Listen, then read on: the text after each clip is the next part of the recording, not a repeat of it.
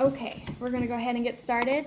Happy Friday. I hope all of your weeks was somewhat relaxing and you've been able to attend some of these trainings and they've been useful for you.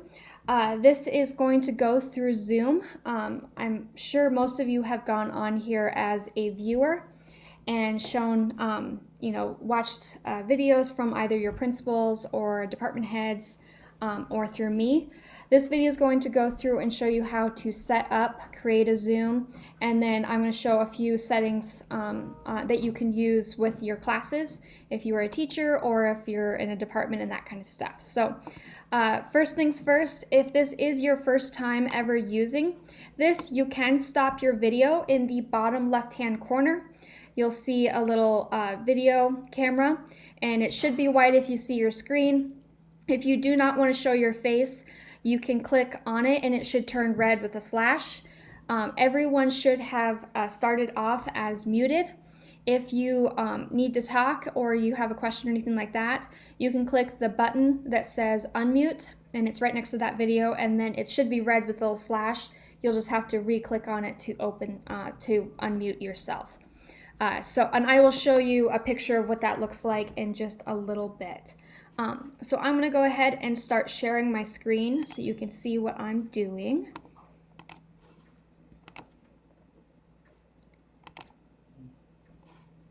Here we go.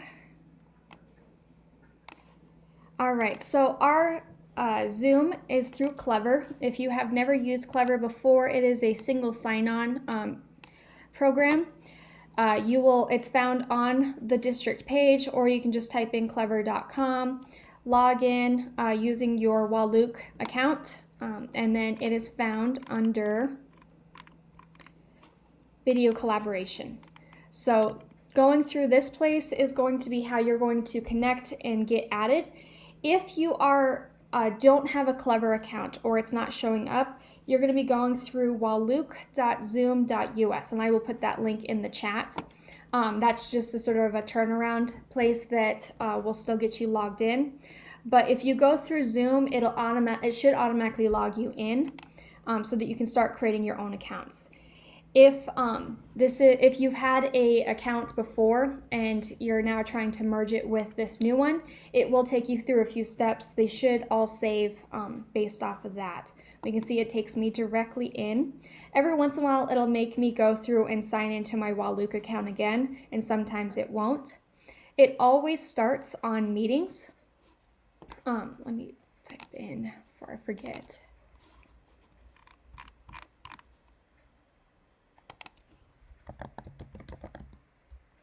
Zoom.us. If you are not hosting, no, you do not have to sign in.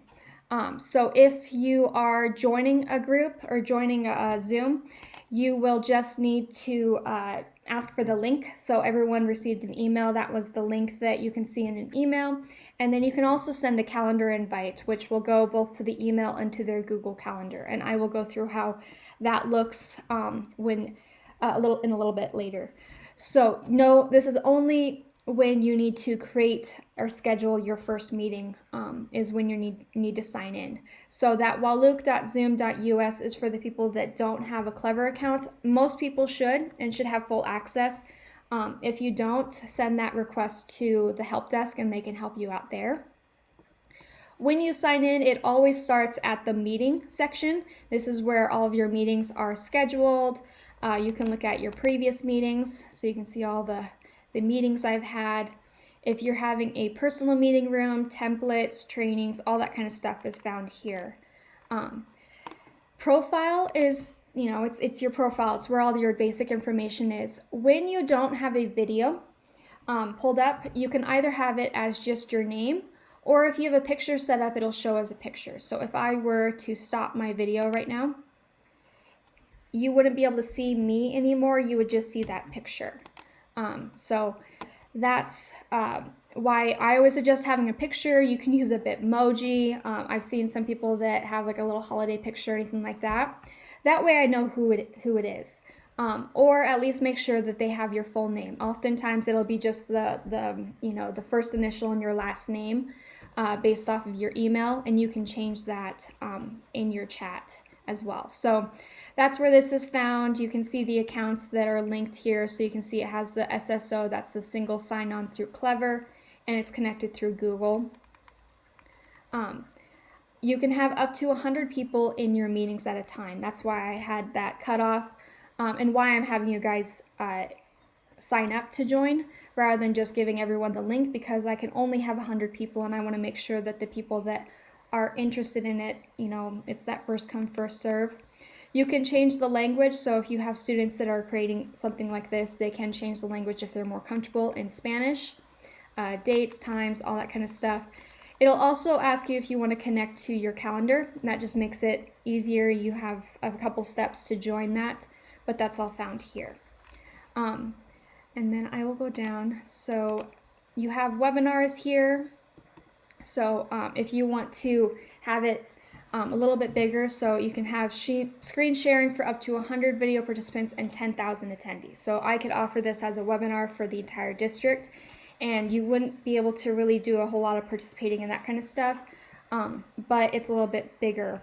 And it's also can be a paid type of thing. So a lot of times if you're ever doing a Zoom training for a big group, that's what they're doing, is these webinars here. You can do recordings. I always have my recordings saved to my desktop just because I want to make sure that they're there, but you can also record to the cloud, and that's where this is found here. The place I'm going to be spending the most amount of time is these settings here. So let me bring it over here. There are 3 different places or sections that you need to be focusing on for settings. The first is the schedule a meeting, in-meeting basics, and then in-meeting advanced. And so the scheduling is what you would go through when you're creating your first meeting. And then there's some features in the basic and the advanced that give you a little bit more options when you're working with staff or students and that kind of thing. So the very first thing is I always have it on for the host and the participants, their video on first. I like to see your faces, and then you guys can decide if you want to take that off or not. But that was reset. It's usually turned off where everyone's video is turned off automatically. The audio type, that means that you're allowing people to call in or allowing people to just use their computer audio. I always want to have both on there because sometimes their video is just not going to work, but they still have questions, they still want to participate. And so having the telephone option allows them to still participate, even if the audio is not working. The join before host. So I have that turned on at the moment. If I were using this in a classroom, I would not have that turned on because I'm not there to facilitate any discussion that's going on. I don't know what's going on until I start or I join that meeting. And so if I have participants coming in a half an hour before I start the meeting, they could be doing things or talking about stuff that I don't want them to be doing. So I have that turned on because, you guys are teachers or adults. I trust you to behave, but if I have a bunch of students, I will not have that on. Scheduling a meeting, creating an instant meeting, all that kind of stuff is found here. That's always automatically turned on. Anything that I've reset has this modified or reset over here. You can have only authenticated users, so like if you're doing this with your students and you want to make sure that it's only the students that that go to our school, you can have that where they have to sign in or they have to add a password, which is right here, that required password when scheduling new meetings. So that makes it just a little bit more protective. If you're having a meeting that might be a little bit more specialized or private, you want to have a password and give that only to the people that are joining. That way no one's trying to just barge into your meeting. So if you are doing an instant meeting where you're starting the meeting and then you're gradually inviting people, you can give them a password for that as well.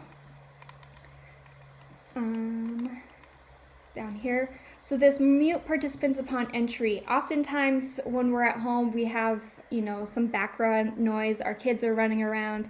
Our dogs might be barking and that kind of stuff. And so I always start with the mute participants upon entry. So as soon as they come in, they're already muted. I don't want, that way they're not accidentally doing something that, or they're not having sounds that's showing up and you're trying to figure out who's talking and that kind of thing. So then they voluntarily will unmute if they need to talk or anything like that. So I modified that one to have that one turned on. And those are the ones that you go through when you're scheduling a meeting. Some of them are a little bit more in depth here than they are when you're actually going through it, but this is all the, the different settings for that.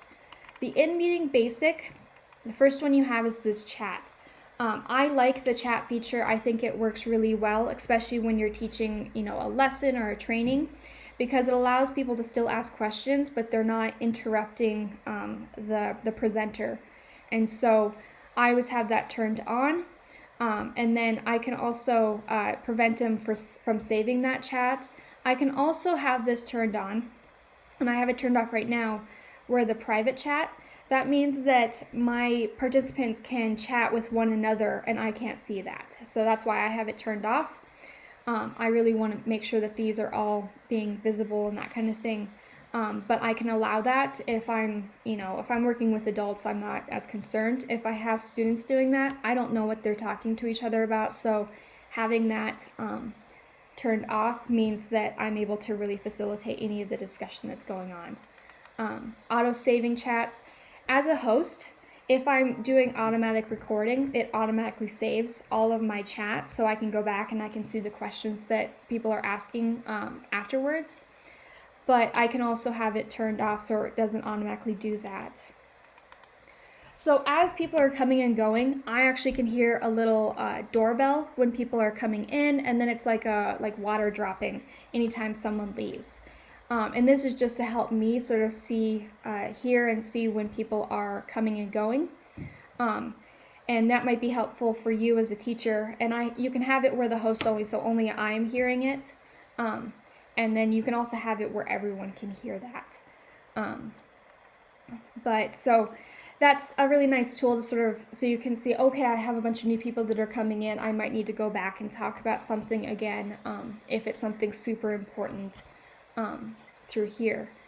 The file transfer means that if I need to share a document with someone, I can do that. That's in the chat feature. It's right next to it. It says little files, and it has like a little piece of paper with a corner folded. And I will show a picture of what that looks like. But that means that people can transfer documents back and forth within your meeting. And so that's really nice. You can also allow specific file type, so like you only want files from Google Docs or from Dropbox or anything like that. You can have that there.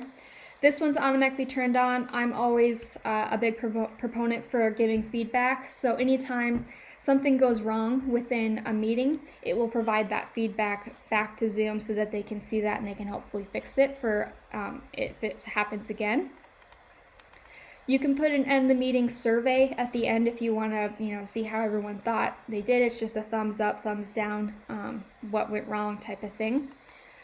If you are co-hosting or you have multiple presenters, that's where this co-host is.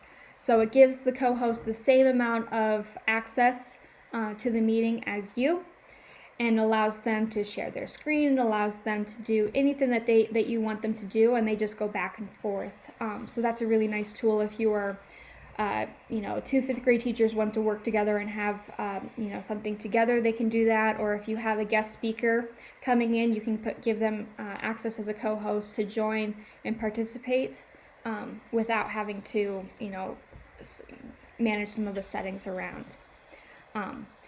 Allowing the host to put the attendees on hold. That means that you're temporarily removing them from the meeting.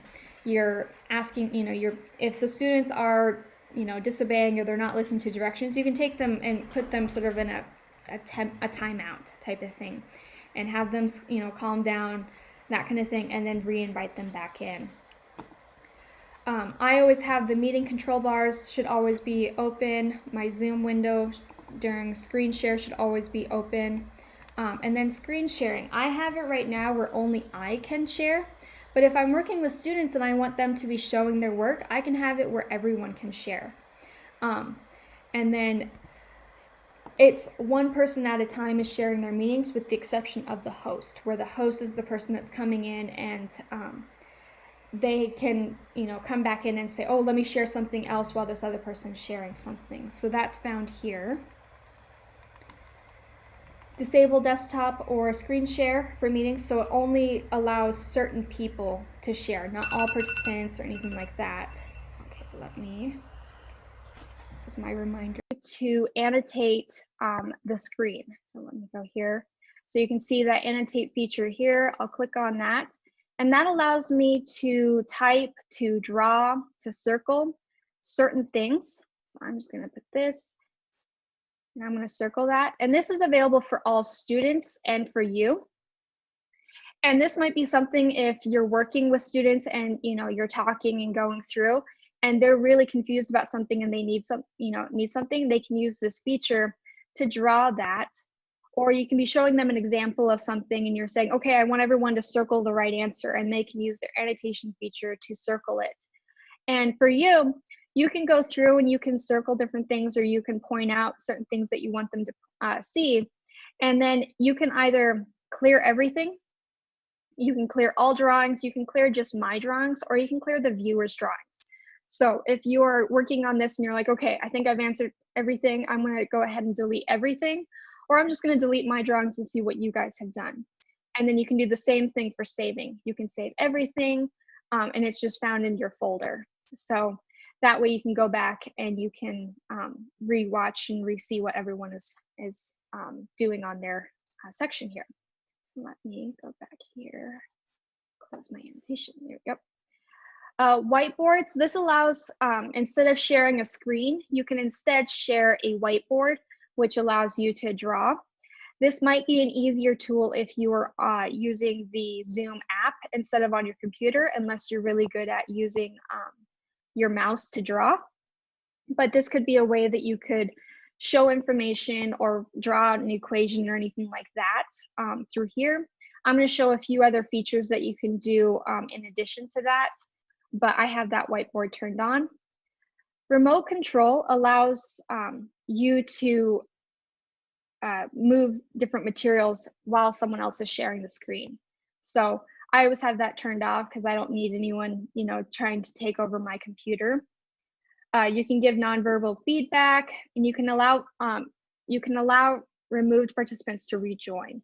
So participants that has been kicked out of a meeting, you can give them the option to rejoin, or you can have that turned off, and if they've been kicked out, they cannot come back in.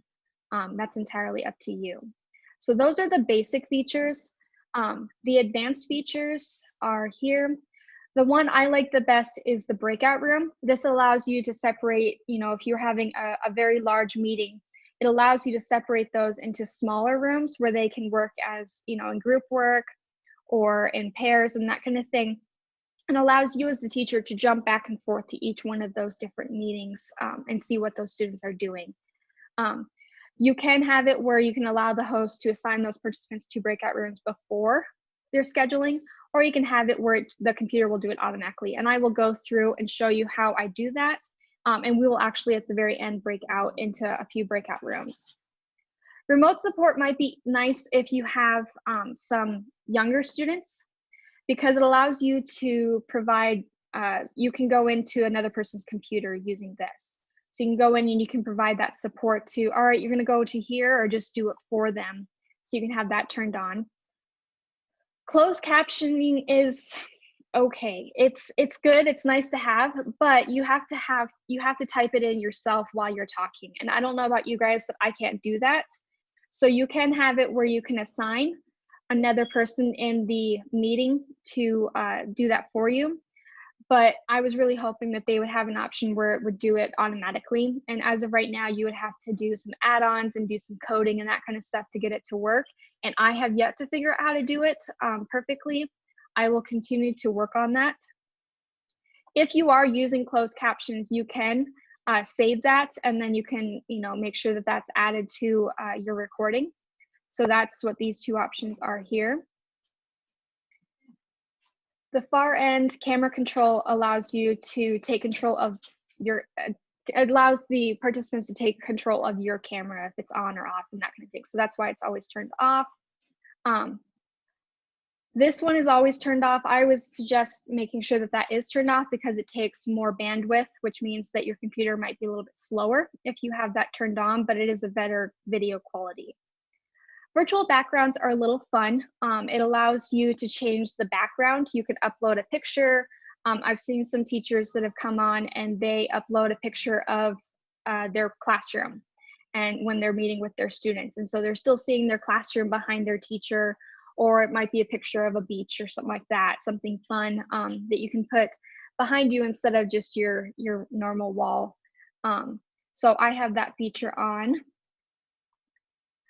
A lot of this stuff I always leave off. This auto answer, since I'm just one, I could just have an auto answer group where I'm just saying anything that's, anyone's commenting. I said, I'll get to your meeting afterwards if I want. I can add that there.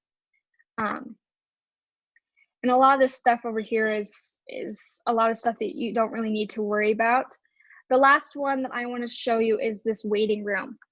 If you are doing a group meeting and you need to talk to one person first, you can always enable a waiting room. This means that everyone will sort of be in, the side room, and then you can add those people gradually. So if you need to talk to one student first, you can talk to them and then you can invite the whole class in. Or if you need to talk to two students first about their, their assignments, you can do that gradually rather than, having everyone come in at once, or having it where you're having to create a private meeting with them and then immediately afterwards having to create a new meeting. So that's what this waiting room is about.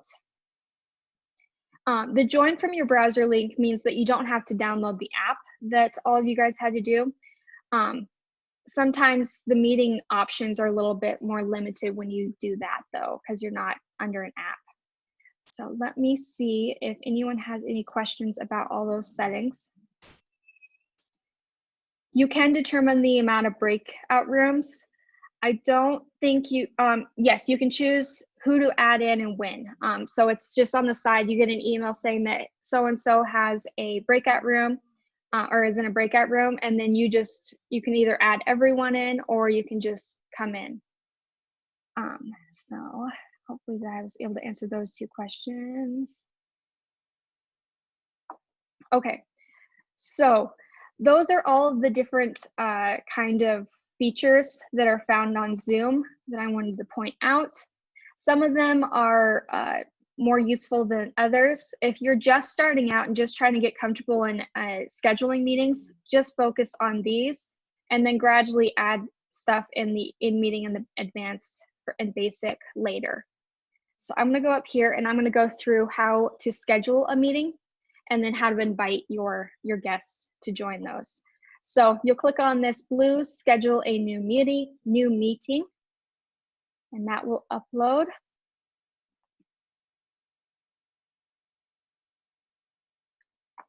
And the first thing you have to have is a topic. And so some people I've seen when they're using Zoom, they have it as office hours. So they can come in and they just have office hours every day from 2 to 3 that you'll be open and students can come in.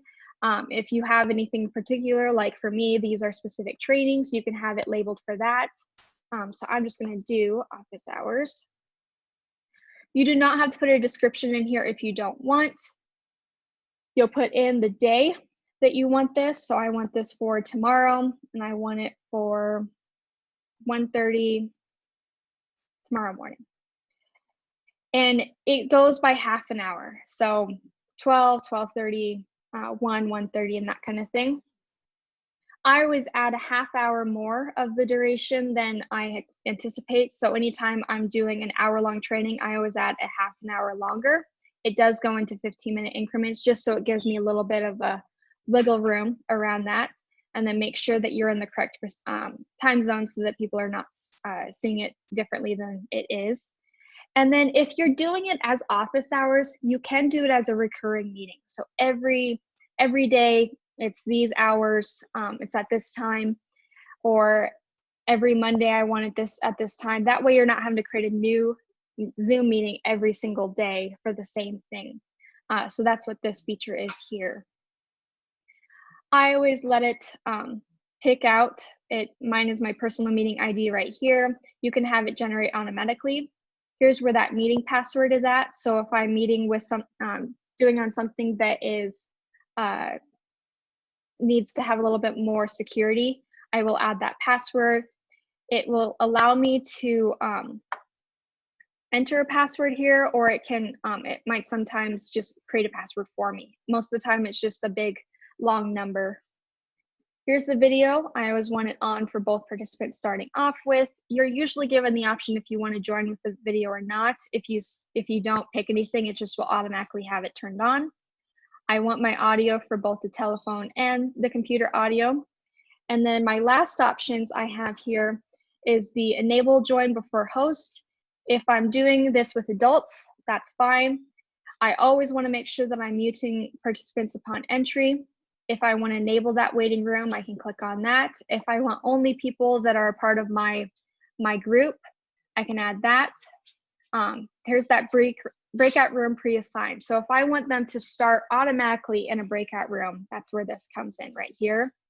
And then I always want to record it to my local computer right away. Once I've answered all these questions, I can go ahead and click that save button, and it's going to save. And then this is where you can start inviting people. So you can invite them to a Google Calendar, Outlook Calendar, or Yahoo Calendar. So I'm going to go ahead and click on Google Calendar since that's what we use.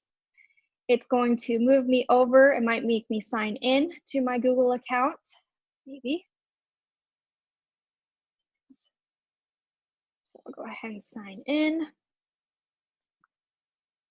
It's now going to find my calendar and take me over there.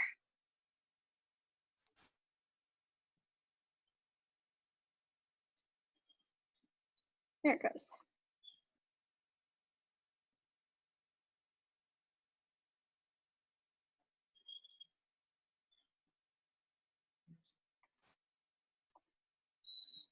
Too many tabs. There it goes. Okay. So this is what it looks like when you have a calendar invite. It gives you the, this is the location, is that URL. I don't need to add a conferencing information because that's all found down here. It has my title right here, and then I can add my guests over here. And so if I'm adding them to a calendar invite, it should send them an email asking them to accept that, and so then they can say yes or no, and then it will automatically add to their calendar. So I always recommend going this route if you know who you're going through.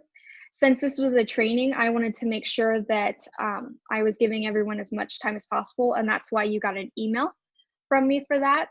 So I will show you what that looks like. Down here, you have this copy the invitation. If you click on that, you get this long thing here. I can click copy meeting invitation, open up my Gmail, add, create a new Gmail, and then add the people in. And that's how you do just an email invitation. Let's see if I have any questions. You should be able, out of your own calendar, what do you mean by that?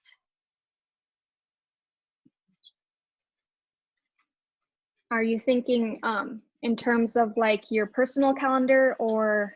No, if you invited somebody that is not in the district and has another email, can you put it in our calendar? Yes, you should be able to. You might need to put in like their email. So make sure that you have their email up, or if you have them saved as a contact in your own contacts, it should still save, still send it to them. I have a quick question. So yeah. I missed the Clever training. And so if we set up a Zoom meeting for our class and I have a bunch of 7-year-olds, can they get notified through Clever, or am I going to have to go through the whole thing where they're actually using an email? I don't think it will go through Clever at this time, but if you are using like an LMS system like Google Classroom or something like that, you could just add the link on there, and then students can go from there. Or you can invite them to, like, if you're going through your calendar, back here, I can change it from my personal calendar to my Google Classroom calendar.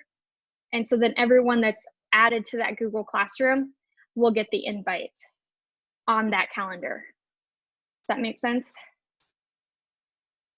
Okay. But as of right now, no, you cannot. Stop this one again. Thank All you. right, you're welcome. Does anyone have any more questions about starting a meeting? All right, so I'm going to go ahead and move over to some of the features that are found once the meeting has officially started. So I had to take screenshots because as of right now, I can't show that. That's why I'm recording it so you can see what my movements look like. But so this is the participant view if they're on a tablet. So if they're going through the app, this is what it's going to look like. So at the top here, these features tend to be found at the very bottom, in the bottom left-hand corner down here, if they're a participant using a computer. But if they're using an iPad or a phone, it'll be found up here. So then you have the mute feature, you have the start, share content. So if you are giving them the option to share, that's where it's found there. They can see everyone else that's in the meeting. And then more is, you have two different viewpoints. You can do it where just the person that's talking shows up, and then you also have the gallery where you can see everyone at the same time, and that's changed over here. If you're using the computer version or the web version, it should be found in the top right corner. So this is what it looks like for the students if they're trying to share their screen. They can share the screens, photos, iCloud, Drive, URL, there's the whiteboard, all that kind of stuff is found here. And then here's that more section over here. So they have that chat feature. I'll go through some of the meeting settings. They can change their background as students. They can change it to something funny. If they have a question and you're going through, you can have them go through and say, all right, raise your hand if you have a question. They can click on this, and then I get a little ding saying so-and-so raised their hand. And then they can instead of clicking that mute, they can disconnect their audio here as well.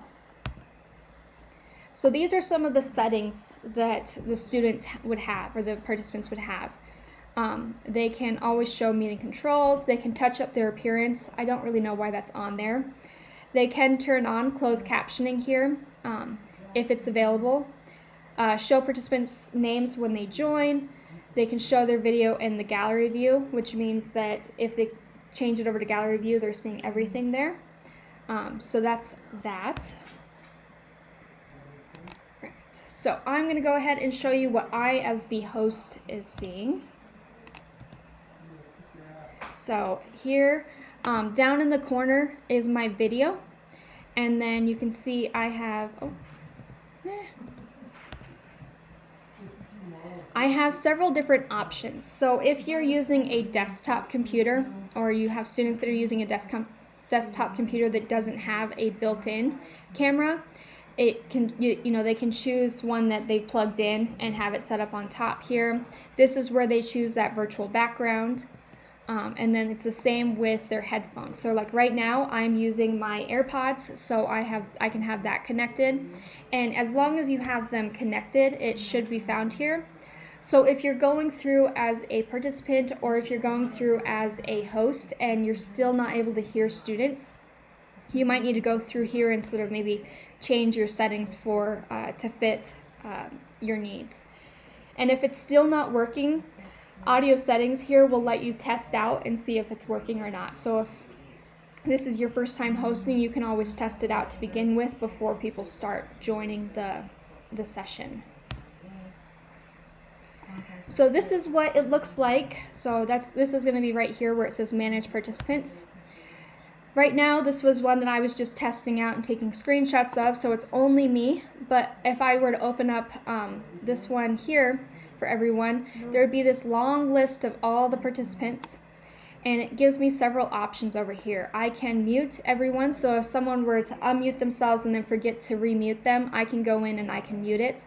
If someone has their video turned off and I want to make sure everyone's video is turned on, I can turn it on and off here. I can just click this mute all or unmute all. I can kick out participants here. If they were to raise their hand, this is where it's found, is this right here. It will say hand raised, and then I can click on that to take it back off, so it's no longer saying so-and-so raised their hand after I've answered that question. So this is sort of the way that you help facilitate your meetings, is through this. And then here is my share feature. So I have my share button here that will give me some options, and that's going to be the next slide. But I can also have it where one participant can share at the same time, or I can have it where multiple participants can share simultaneously. So if I'm doing having them wanting to have a lot of people share all the stuff, I can have it do that, and then they have all kinds of different all their different screens are showing them if they're doing like a project or something like that. I always have it where one participant can do it at the same time, because then it can get a little confusing on whose screen's looking at what and that kind of thing. So here's what it looks like when you click the share as the host. You have your desktop, which is what you'll automatically be on. You'll have your whiteboard, and then if you have an iPod or an iPhone, you can have you can share that. So if you want to share an app or share if you have like a whiteboard program on your phone, you can share that. You can do it through AirPlay or via the cable. So if you are on a Mac, you can do it through the AirPlay, or you can plug in your phone through a cable and then share it from there. And then what I'm doing right now is I'm sharing my browser, which is this right here. If you are going to be going through a lesson with students, you want to make sure, and if you have any kind of videos or that kind of stuff, you want to make sure that you're sharing the computer sound so that whatever you're playing, the students can also hear playing. And then optimize for full screen video clips. So it just sort of helps make sure that it's not going to be overwhelmed. Your data or your bandwidth isn't going to be overwhelmed if you start playing a video. All right, let me see. I have some questions here.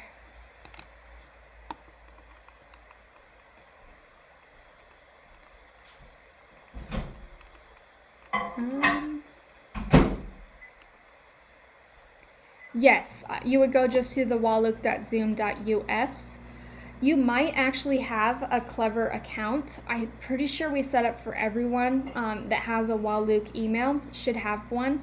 But if you cannot, and I will show you a resource that Keith emailed out to everyone that will take you step by step on how to get signed in through that wallook.zoom.us. Yes, I can re-explain waiting room. The virtual background works for anyone, so the students can have a virtual background, or you as the host can have it. I don't know if you have it turned on or turned off, if you can have one and they can't. I'm not for sure if that's something. I just know that you can have it on or you can have it off. Some of them are, some of them aren't. I have one of my trainings yesterday, I had forgotten to turn on the breakout rooms, and so I had left the meeting after I had started it up, went and turned it on, and then rejoined the meeting, and it was there. So I would say start off and make sure that all of your stuff is there. And if you're not seeing it, then jump back out, end the meeting, and don't end it for all, just end it for you. Go back, turn that setting on, and then come back in, and it should be there. But I don't know if like you could open up your settings while you're in the video and then it would appear or not. I've not tried that, but that is actually a very good question. All right, so next one here. So here's the chat box. That file feature is found right here. And then one of the things I can decide while I'm in a meeting is I can allow the participants to chat with no one, so I have chat completely turned off. I can have it where the host only can chat, so if I want to send links but I don't want anyone to ask, everyone publicly, so which means that they, that's what I have it set as right now, where everyone can go in and chat. Or I can have it where everyone can chat publicly and privately, which means they can send me private meeting or private questions instead of to the whole group. So that's all there. And then that file button there will allow you to share files from there. And so here's the meeting. You can see that I forgot, when I had done the screen recording, I forgot to add my breakout rooms, but right next to the record button would be the breakout room. And it's just 4 boxes all right next to each other. It says breakout room right next to it.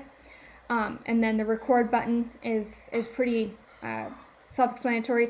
It will, if you have it turned on where it'll automatically do it, this will change to a pause and a stop button, and so you can pause it or you can stop it from there as soon as the meeting starts.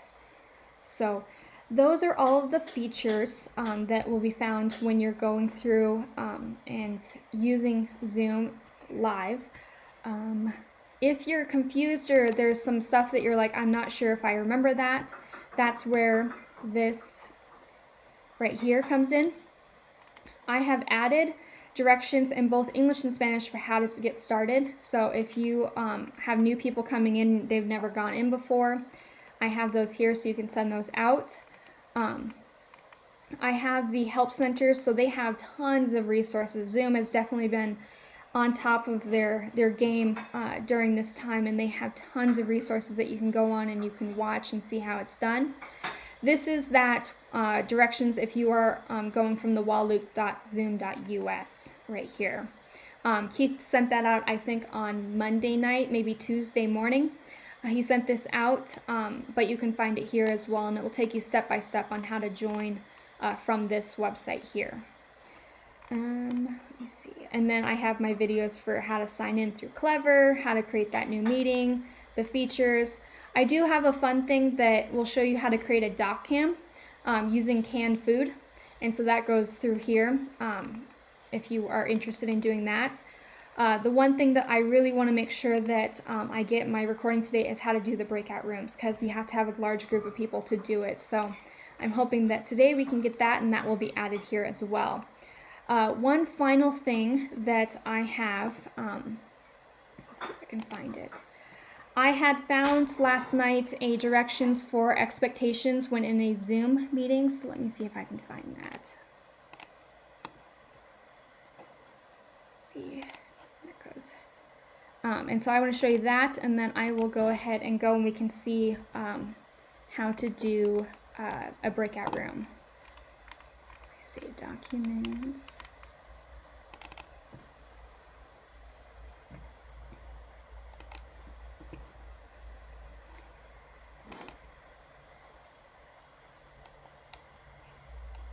Maybe, there it is. This right here, can everyone see that? These are Zoom session expectations someone created that I was very thankful when I saw that. And it might be something when you're first starting off with that you can give your students to sort of help them. I will add this to the e-learning website as well, so you can go back in there. And then when I send out this recording, I will add that here as well. It also includes the Zoom chat, what's appropriate and what's not appropriate when they're using the Zoom chat feature. So this might be something that you can send your students, or when you're doing the very first thing, you pop this up, talk about your expectations, how to do each one of these things before you get started. And that way, your student, just like classroom management, the first day of school type of thing, it might be something similar to that. So I found that last night and was very excited that I found something that was already pre-made rather than have to make something myself or ask you guys to do that. So I'm going to go ahead and stop sharing. All right, there you guys are. Let me see if we have any new questions. No, okay. So I'm going to go ahead and stop this recording and run through the teacher's from the teacher's computer. If you were setting this up, it would be right next to the recording button. I'll click on Breakout Rooms, and if I have assigned them beforehand, it'll automatically do that.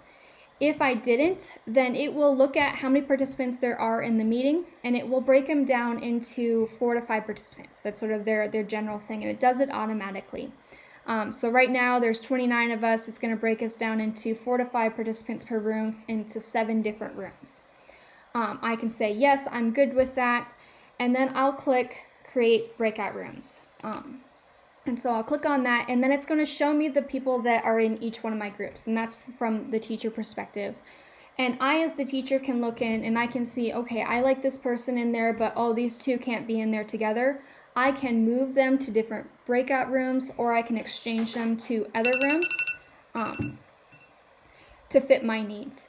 So if I know that these students are just not going to work, I can definitely do that. And then once I'm ready, I can click Open All Rooms, and you guys will get a meeting.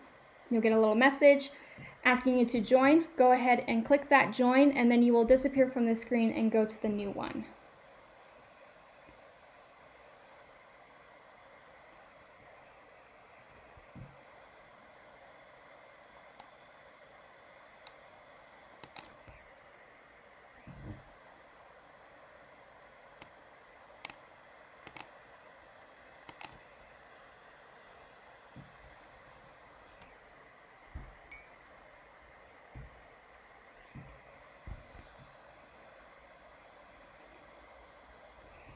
Hello. So I, as the teacher, have the ability to go back and forth, and I can hop around from room to room. I also have the ability to do a broadcast chat where everyone will get the same message. So if I'm in this meeting and I want to tell everyone in the other groups to do something, I have that ability to still talk with them through there. Does anyone have any particular questions that I could answer right now before I move on to the next room? All right, well, I'm going to hop to the next room.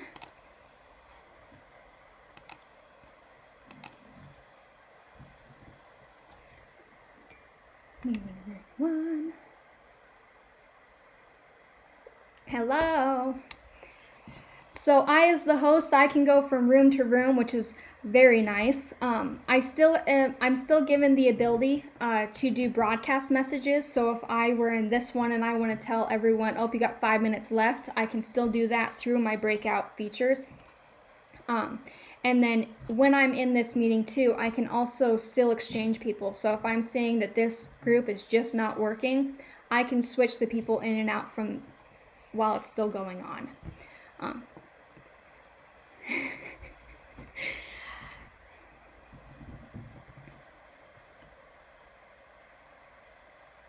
Okay. Do you guys have any questions before I hop to my next group?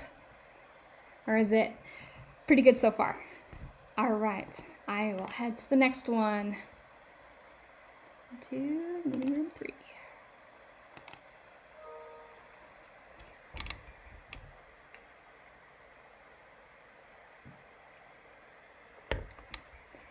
Hello, hello.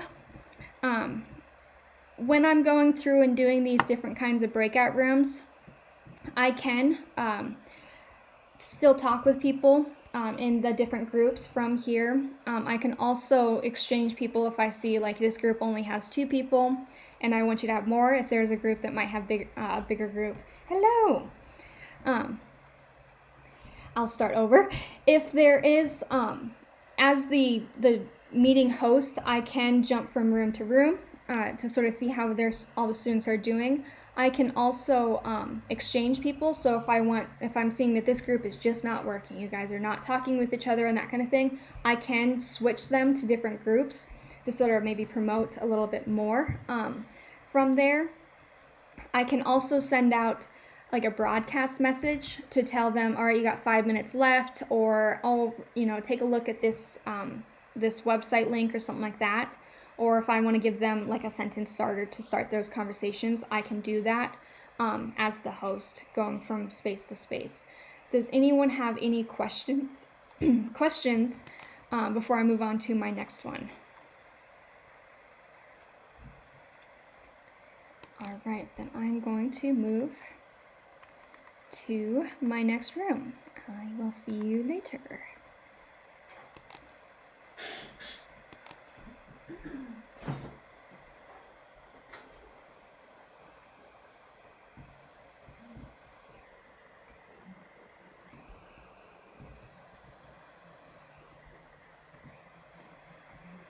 Hello. How are you guys doing? So one second. Check my audio stopped working for a second there. Can you hear me? Okay, good. For some reason it's saying no.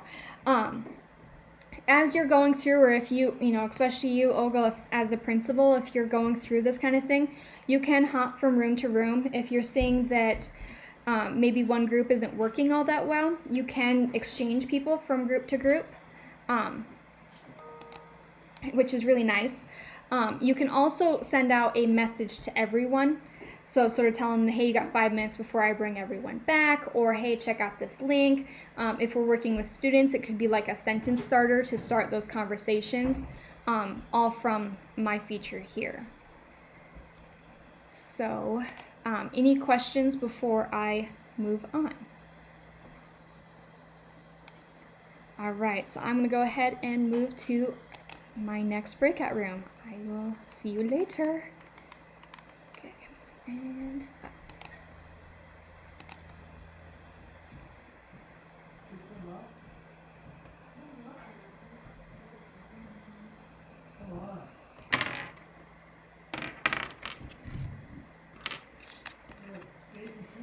hello.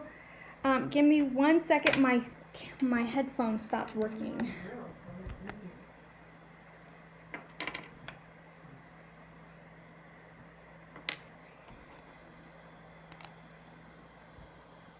There you are. Yes, you are my 5th breakout room to hop back and forth from. Yeah, so as the host, you can go back and forth to the different rooms to sort of check out how they're doing. You also are given a message box that will broadcast something to all the groups. So if you're giving them like a sentence starter for how to start those conversations, you can do that. You can send them a message saying, hey, 5 minutes until I'll bring everyone back. They can also raise their hand saying, hey, I need some help. So like someone from group 7 had said, hey, you know, so-and-so from group 7 needs help. So you can then go right over to that. If you have students that are having some difficulties in being good in the group, you can exchange them while this is happening, while these groups are happening. So you can go through and say, hey, you know, I'm going to exchange you with so-and-so because I think you're going to work better in this group. And you can do that, so then they'll hop out of this one and then move to the next one. So there's lots of different features you can do to sort of keep the conversation going.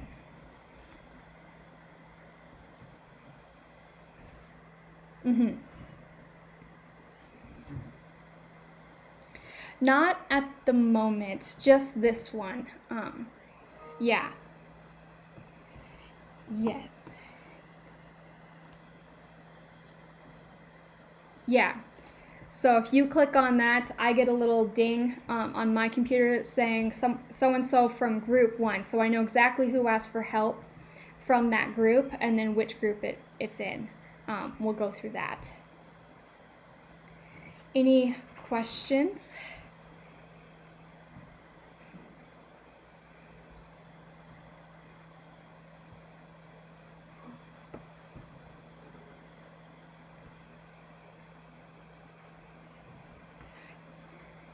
Yeah, I mean, Google Hangout is wonderful and there's lots of features on it. Unfortunately, kids can kick you as the teacher out of a Google Hangout, which isn't the greatest, you know.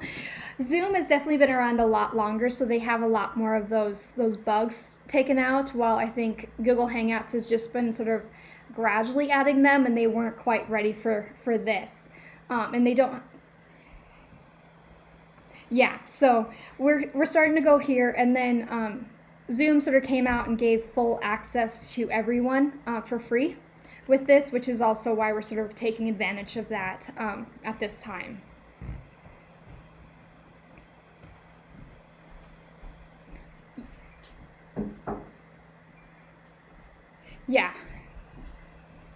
Yeah, definitely practice and try it out, and this is my 6th training this week, and from my first one to this one, you're so much more comfortable. Like, being in front of a camera is slightly terrifying. Like, you just want to stare at yourself the whole time, and you're like, why am I staring at myself? I'm not that vain.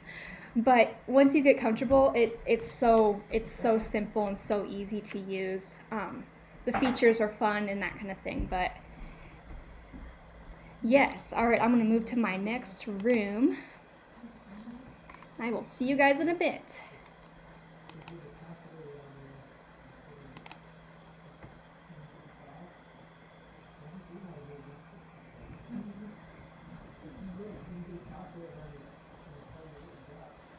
Hello, hello.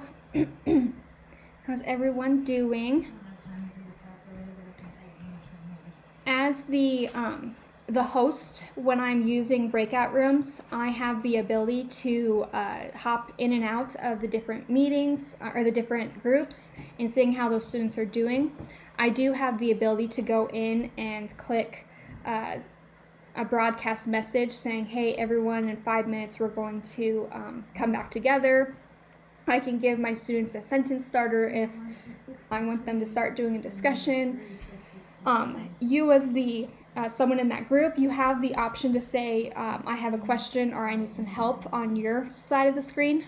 So you can click on that and I get a little message saying, hey, so-and-so asked a question in group number 7 or number 6 or whatever.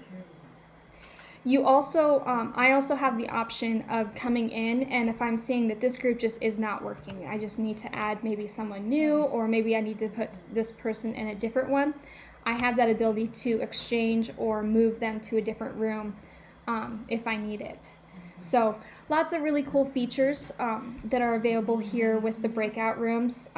As a principal or as a department head, it's really nice.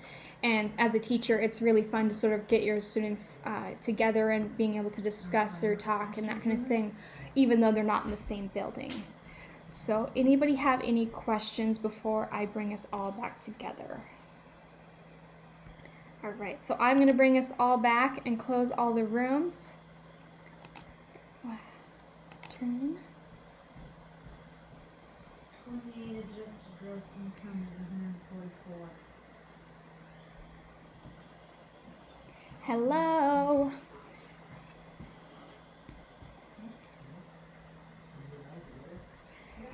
All right. So when I was doing that, everyone should have gotten a message. So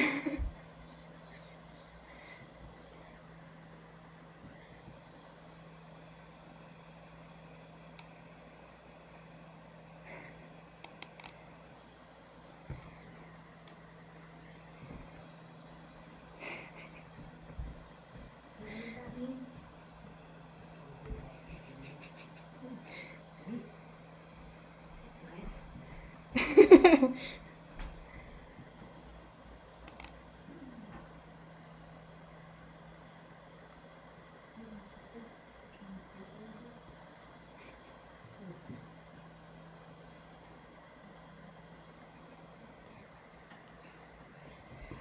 Well, hopefully everyone enjoyed going back and forth in those breakout rooms. You can see the positives of using those with our students.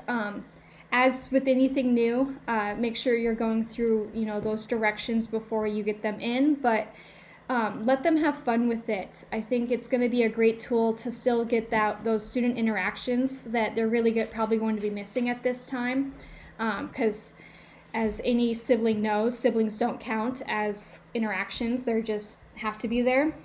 So being able to see their classroom, their classmates, and that kind of stuff is going to be something really fun for them.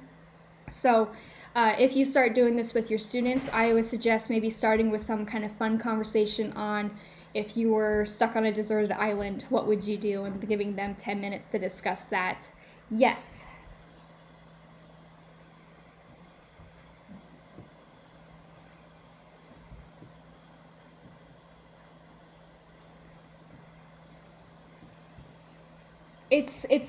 We're talking about it. We're trying to figure out the best way to do it. Right now, the internet companies aren't doing a whole lot in terms of helping with that. It's more the phone companies, and as you know, we only have one cell phone company that really works in Mattawa, and that one, for a hotspot, I think it's almost $300 per hotspot, and then you still have to pay for the service, and they're not really doing any kind of help on that. So we're definitely still talking, and we're trying to figure out what the best way to do it is. I know that's sort of been Keith's goals, looking at that. Hopefully in the next couple weeks or so we'll have an answer, or someone around us will be able to maybe help us out with that. Any other questions? So that is it, all the stuff that I have to show you on here. Hopefully you know a little bit or everything you can about Zoom. and you feel a little bit more confident about using it in your classroom. I told a couple of the groups, if you're going through, practice with with your PLC group or with your coworkers, and just get yourselves comfortable being in front of a camera.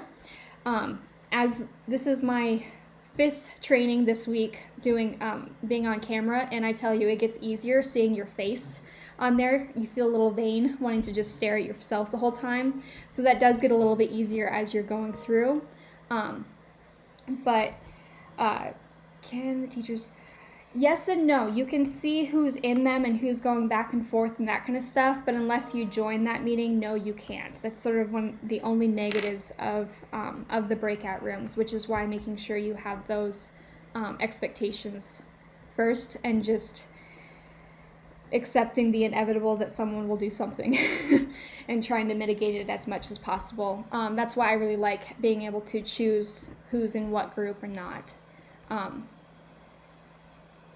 Yes, you do get a little message saying so-and-so's not in, or someone's not in those groups, so you can definitely go in and say, okay, I need to go back and make sure that they're, I'm